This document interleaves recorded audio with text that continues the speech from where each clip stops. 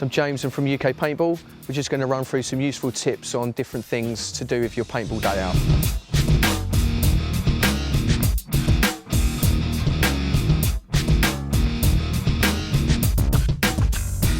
So I'm going to give you a couple of examples of your typical paintball bunker that you're going to find out on a typical game zone.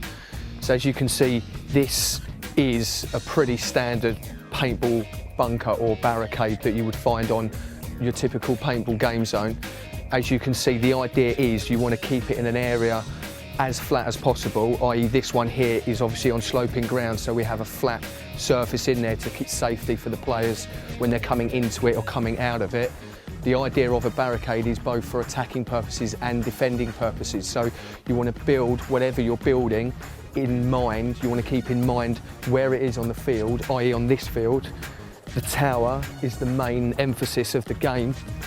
So this is built in mind face on or square on to that tower, i.e. therefore as an attacking player it can be used as cover with the gap in here to give you effectively a 180 degree of the field as an attacking player, and obviously defensively it will cover you from head to foot. Now what we do, or what I suggest you do, is don't use nails when you're building your barriers. You want to use screws.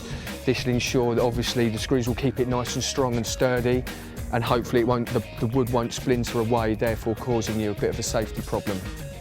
Okay, so this is just another type of barrier. Again, you want to build your barrier or barricade or bunker depending on the type of game zone you're playing. So this one, as you can see, is really designed for players to stand up. You could probably, at a squeeze, get maybe 3 people behind this one, 2 coming out either side and using it as cover to progress up the field. Again, with this one, you know, to keep it sturdy and keep it strong, you really want to use some good materials. We tend to use like old scaffold boards. They tend to last long and they're really good bits of sturdy wood, again all screwed in and then, like I say, embedded into the floor. You want to make it last. You don't want something that someone comes rushing into and knocks it over. You want to keep it there, you know, it's got to stay there for a good while.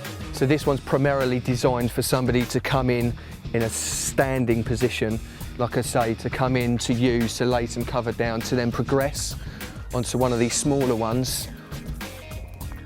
Again, good sturdy wood, locked in with 2 poles, again embedded into the floor. Now the idea of these ones is obviously for crouch, obviously adds a different dimension to the game as opposed to the standing up ones or the one that we saw previously where you're enclosed. Again, you could get a couple of players behind this one, either side, obviously popping your head up, just gives you a different angle to the game and obviously adds to the excitement of your gameplay. And again, just be aware of where you're putting your barricade so you keep it in perspective of the main target on the field.